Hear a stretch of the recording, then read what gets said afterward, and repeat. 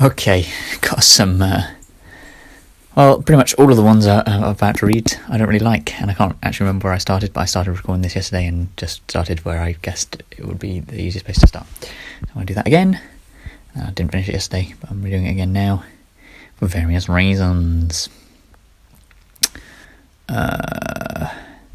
Another thing I forgot to mention was that it's possible to do things which are provably beneficial to society and not experience the sense of meaning and mattering I say should accompany it. Similarly, it is possible to do things which are provably exactly opposite to the benefit of humanity and society and yet feel the full extent of the feelings of meaning and mattering. The systems aren't perfect. I was thinking about the significance and utility of saying thank you. I've come to the conclusion that it's probably just a demonstration of your acknowledgement of something having been done for you. And this acknowledgement is significant because it implicates you in an unspoken contract of reciprocity. I did a long old spiel about this yesterday, so shame I've lost that now. Basically saying, when you say thank you, I mean, if someone doesn't say thank you, people get upset because, well, I'm saying partly because, well, they might not have said thank you because they were mistaken. Because they didn't notice you doing the thing, and if they didn't notice it, then obviously they're not going to reciprocate the good deed at any point. Secondly, but someone might not say thank you, and you know that they noticed it, and even though you know that they noticed it, you want them to kind of sign off or sign the invisible contract by saying thank you. So there you go. It's like a signature saying that you noticed it and that you'll reciprocate accordingly. Concentrate on pulse rather than breath during meditation. When frustrated or irritated during the day, take pulse for 60 seconds. It sounds like one of those things that would be in a self-help book or something like that. But I just feel like, I talked about this yesterday, but never mind. I saw a YouTube video of some rabbi saying how anger can be broken down into anger, rage, and then I think it was resentment. And the anger bit is kind of unavoidable, because it's just a kind of visceral reaction to whatever. But rage and resentment you can kind of get under control. And I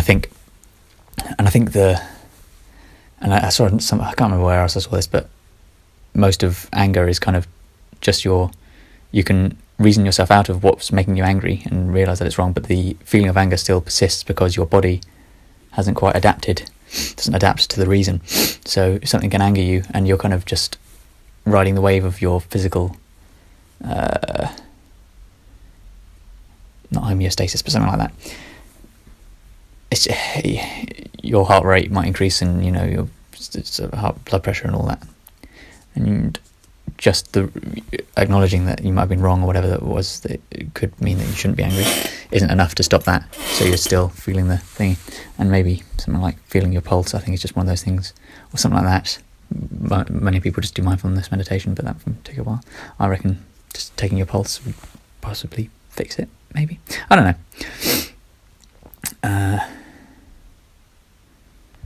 I was thinking about my new state of existence, which may or may not be the result of my continued other daily dose of tyrosine, and how it differs from the state I was once in.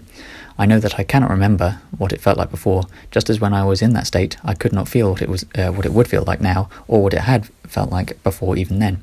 I can remember the thoughts it made me have, and there are a few which I think have changed in their content, but have changed drastically in their conclusions due to the context surrounding them. Regardless, my current state is far from sublime, and I think the best representation of how I feel now is to describe the value I believe it has. I would not kill myself so long as I feel exactly as I do now, but I would neither greatly regret, should my life come to an the neither is unnecessary there, but I would not greatly regret should my life come to an abrupt end. I don't seek death, but don't fear it for what it would take from me. But most of all, I wouldn't duplicate my life for a being to exist that otherwise wouldn't. I wouldn't create a child with the knowledge that its existence would be the one I have now. I think the real difference between religion and science, I don't really think this, by the way, or probably more broadly faith, or blind/unconditional faith, and science, is one of approach, and the difference in approach is that faith forces you to start with the supposed answers and manipulate the evidence and facts to support this claim, while science starts with the evidence and finds the best approximation for an answer that is amenable to change over time. It should be clear, commonsensically, words, that the facts, if they are facts, should not be amenable to change, whilst what the facts entail should be. Okay, well, I know that facts are amenable to change but it's first principles, all right? First principles. Okay? First principles. Anyway. Maybe in science nothing is not amenable to change. Nothing is. But faith, some things are. Anywho, what if when creating AI reward systems, this may or may not be referred to as its utility function? I can't remember. What if instead of having exact single value rewards, certain tasks carry a carefully calibrated probability distribution, so that, and this is obviously oversimplified, but making toast will give a reward in the range of 1 to 4, but the actual value won't be known until the act is completed, and maybe this will open some possibilities for the stop button problem. The button could have a range between 0 to 100, say, or maybe even negative 50 to 100, I don't know.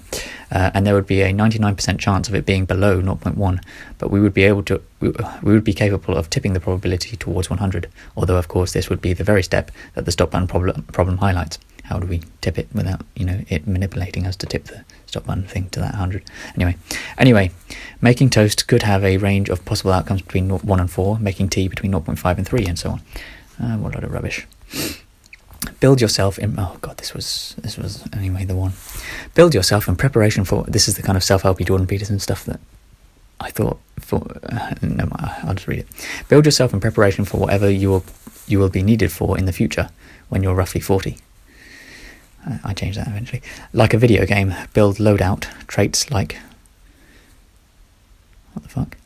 Build loadout, so traits like people skills, humour, intellect, knowledge, scientific proficiency, handiwork. It benefits you in each passing moment because to be working towards a goal is by nature of our nature the most rewarding state for humans. Have a diary / calendar and fill it. I think that's probably quite an important thing, but this is where it all breaks down for me. Is that I tried to think about how I'd start that, and I just don't.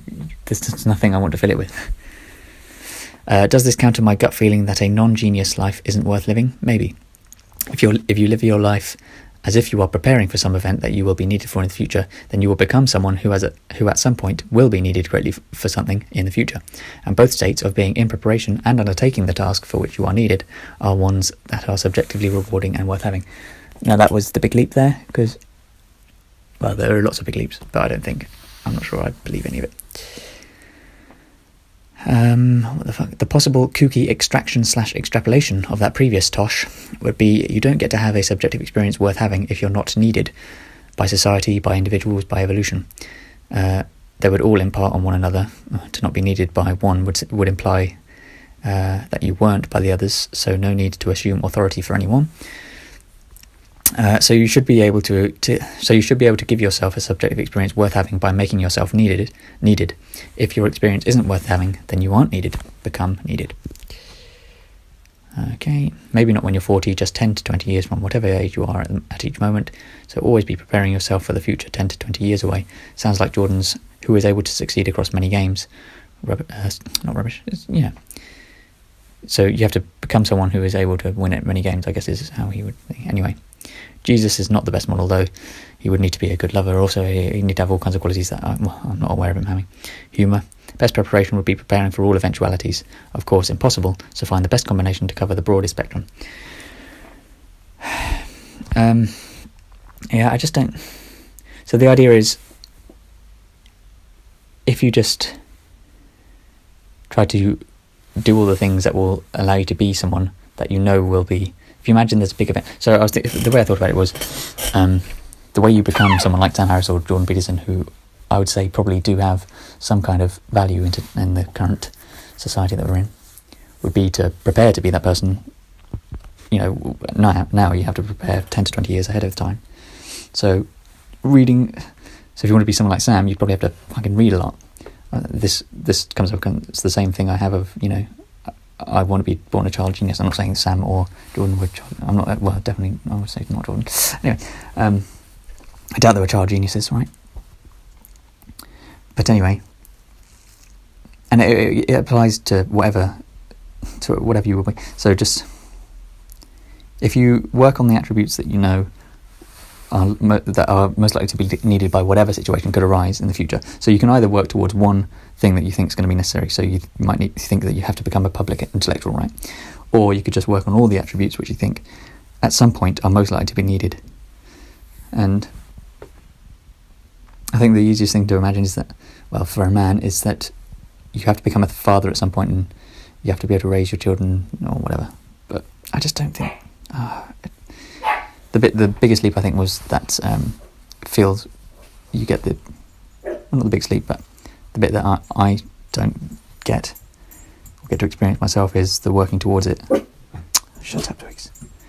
Twiggy! The working towards it bit being a good subjective experience, because unless you enjoy the things that are involved in the working towards, then I don't think... Well, like reading. I mean, I'm not a quick reader. I don't enjoy reading enough to do it as much as I would like to do it. I have to force myself to do it an awful lot of the time, and it doesn't really feel that great before or after. But anyway, the most recent Sam Harris podcast was an interesting one. Christian Picciolini seemed like a mostly admirable character. A few errs in his judgment seemed to be when he implied that James Damore character was in at least some way sympathetic to white supremacy, and then refused to supply the evidence he claimed to have. He also seemed to not properly address the issue brought up about only being allowed to be proud of your culture if you are non-white. Both things which I do not care about at all, but recognise as flaws which he would be vulnerable to if picked up on. I don't care about James Damore any more than anyone else. Nor whether white culture or any kind of culture is paid respect publicly. Actually, I find the act rather vulgar in principle. Anyway, I'm not a massive fan of Pride, really. And I think Sam actually said that in the podcast. So, hey, he's, got there first, Sam. You little prick.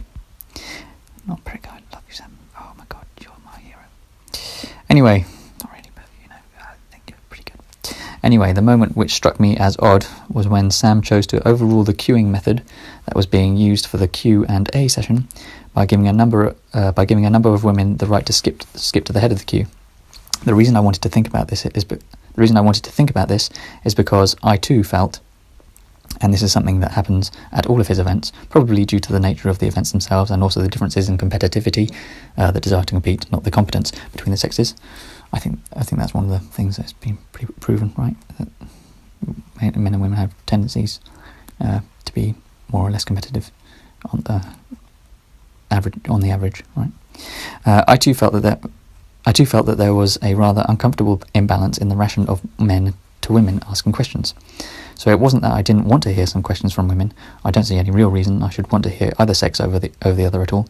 But I still took issue with the way Sam implemented this action. I think it comes down to a matter of roles. Oh, Jesus Christ. I think it comes down to a matter of rules. And what Jordan Peterson, as much as I hate referencing him as often as I have of late, would frame as Piagetian games. I think the fact that there would seem to be rules lends itself to the idea of games, and so the rules were, and so to outline the rules, they were you must queue behind a microphone, and those who are closest to the front of the queue will speak before those behind them. And this is where I think the feeling of being cheated originates. Sam decided to change the rules, and you are then forced into an uncomfortable place where if that rule is broken, what is the point of the rules?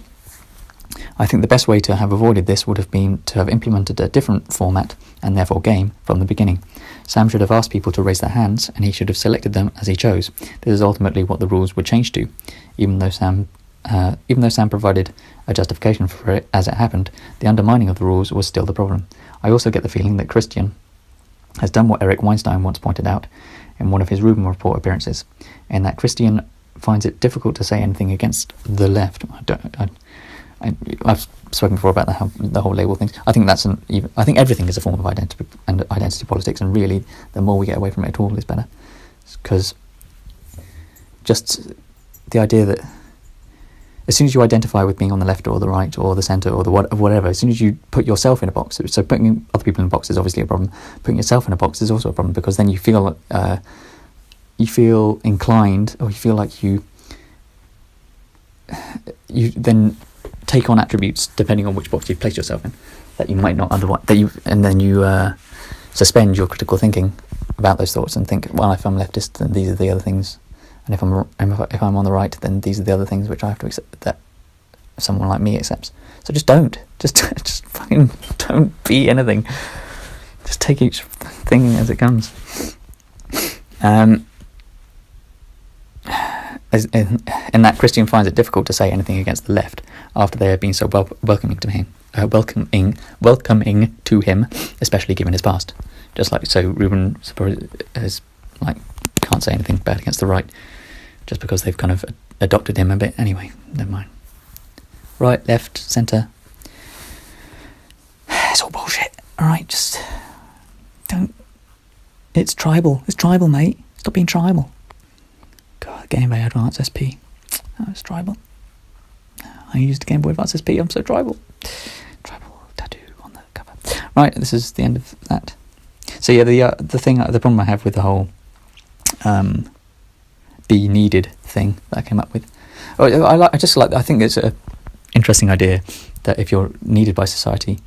I think it struck me as interesting at first, because maybe the reason people become suicidal is because they're not needed by anyone or society or anything like that, or evolution or whatever.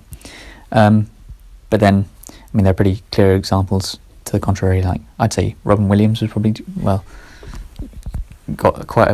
should have had quite a strong sense of being needed.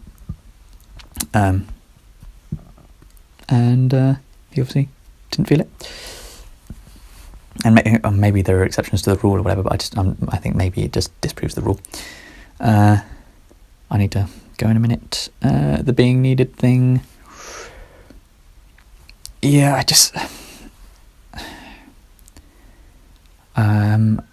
guess it's probably related to that self-authoring stuff that Jordan Peterson always goes on, which if it's so important, make it free, you moron.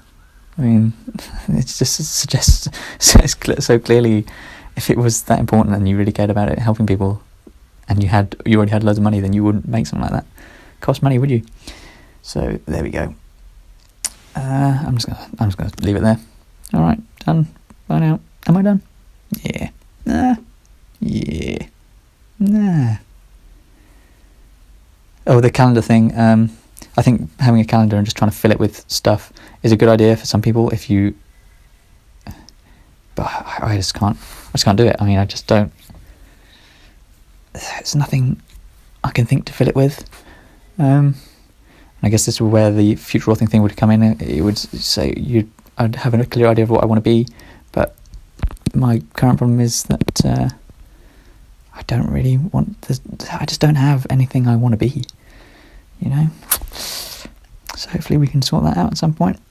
Okay, I'd like to have been a child genius still. That would have been great.